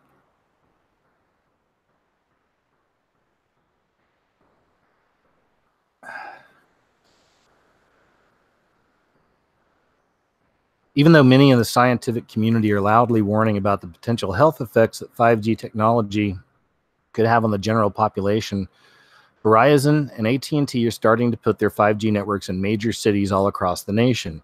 Today, the total number of cell phones exceeds the entire population of the world, and the big cell phone companies are making a crazy amount of money providing service to all of those phones. And now that the next generation of cell phone technology has arrived, millions of cell phone users are looking forward to better connections. Are we? And faster speeds. whatever, than ever before. In fact, President Trump says that 5G networks will be up to 100 times faster than the current 4G networks that we are using right now. But in order to achieve such vastly superior performance, 5G networks will use technology that is completely different from 4G networks. 5G waves are ultra high frequency and ultra high intensity, but they are also easily absorbed by objects such as buildings and trees. That's scary. Also, did you see the story? It was last show we did where NOAA and the weather reporting agencies are complaining to the government that 5G waves look just like certain wave patterns in the weather. Crazy, eh? So although cell towers will be much, much smaller, they will also have to be much, much closer together than before. According to CBS News, it's estimated that the big cell phone companies will be putting up at least, get this, 300,000 of these small towers, and it has been projected that it will cost hundreds of billions of dollars to fully set up the 5G network nationwide, or the encampment. Excuse me. It really wasn't that funny, but needless to say, there's a tremendous amount of money at stake, and the big cell phone companies are trying very hard to assure everyone that 5G technology is completely safe. But is it? Today, there's a growing body of scientific evidence that indicates that the electromagnetic radiation that we are constantly being bombarded with is not good for us. Hundreds of scientists that are engaged in research in this area have signed the International EMF Scientist Appeal. That's awesome. And this is how the document begins. We are scientists engaged in the study of biological and health effects of non-ionizing electromagnetic fields. Based upon peer-reviewed, published research, we have serious concerns regarding the ubiquitous and increasing exposure to EMF generated by electric and wireless devices. These include, but are not limited to, RFR emitting devices such as cellular and cordless phones and their base stations, Wi-Fi, broadcast antennas, smart meters, and baby monitors, as well as electric devices and infrastructures used in the delivery of electricity that generate extremely low-frequency electromagnetic field. In the next paragraph, we are told that cancer risk, genetic damages, functional changes of the reproductive system, and neurological disorders are some of the health risks that have been discovered by the scientific research that's been conducted so far. Numerous recent scientific publications have shown that EMF affects living organisms at levels well below most international and national guidelines. Effects include increased cancer risk, cellular stress, increase in harmful free radicals, genetic damages, structural and functional changes of the reproductive system, learning and memory deficits, neurological disorders, and negative impacts on general well-being in humans. Wow, that got it all covered, didn't it? And negative impacts on general well-being in humans. Damage goes well beyond the human race, as there is growing evidence of harmful effects to both plant and animal life. All right. I'm not going to finish the whole article, but you can check it out for yourself at endoftheamericandream.com, run by one Mr. Michael Snyder. He's been around for a long time, does a lot of awesome reporting. This guy is a juggernaut. He's just keeps on moving forward, man. He's been doing it for years, trying to shine the light on what's happening in the world. So you can check that out right there. I don't even do Snapchat. I don't even feel like I have a need to. I don't even fully understand it. I know. I'm old. But I guess they have this new filter. Snapchat's new gender swap filter is causing problems for SJW, Social Justice Warrior. Snapchat's new gender swap feature has taken over the internet, with users marveling over how the app transforms them into a member of the opposite sex. But SJWs, concerned about the plight of actual gender swappers, are firing back, accusing, this is the world we live in. Welcome. Accusing Snapchat both of minimizing what it's like to transition and of buying into the notion of the gender binary. A number of transgender individuals have complained to major news outlets like the New York Post and The Guardian about how the Snapchat filters turn transitioning gender into a game, and how the app appropriates gender transition and it turns it into a game. My gender is not a costume, one transgender individual told the Post. This story that I feel is very real. I lost a lot to be who I am, and I fought really hard for the body that I'm in. And when certain people post it and write about how silly it is and how goofy they look with this filter, it makes light of the transgender experience. The application isn't meant to be a serious exploration into the notions of gender and the gender binary. It's meant to be a fun, silly way for Snapchat users to modify their self-portraits for posting. Even that, though, I mean, even that, like, that's the part of, it's all part of the same agenda anyway. To me, again, back, switching role reversals, men being cucks, men being feminized. And of course, the Baphomet system, the beast system, manifesting.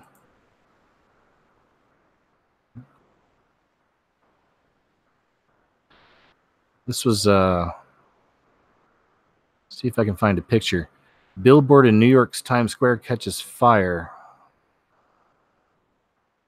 But it was interesting what had caught fire.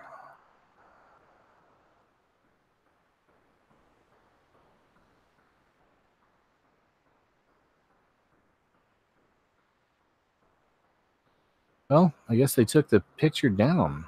Anyway, oh no, it's still up there. They've blacked it out. That's weird. Last time I came here, you could actually see the picture, but this was the billboard that caught fire you're looking at. And there's a transgender on the ad. It was like a vodka ad, and that's the billboard that caught fire. Looks like they darked it out. Maybe it edited that out, or because I saw the picture. I think it was a vodka ad anyway, but it was a transgender person up there. Even talk about it in here. The ad featured drag queen Trixie Mattel. There you go. That's the one that got burned. Interesting. I'm just throwing it out there. What? I didn't say anything.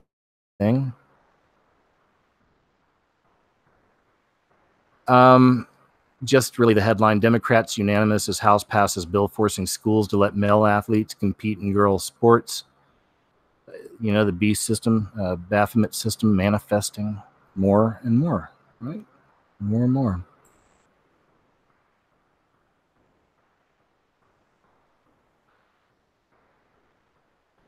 And that was an old story.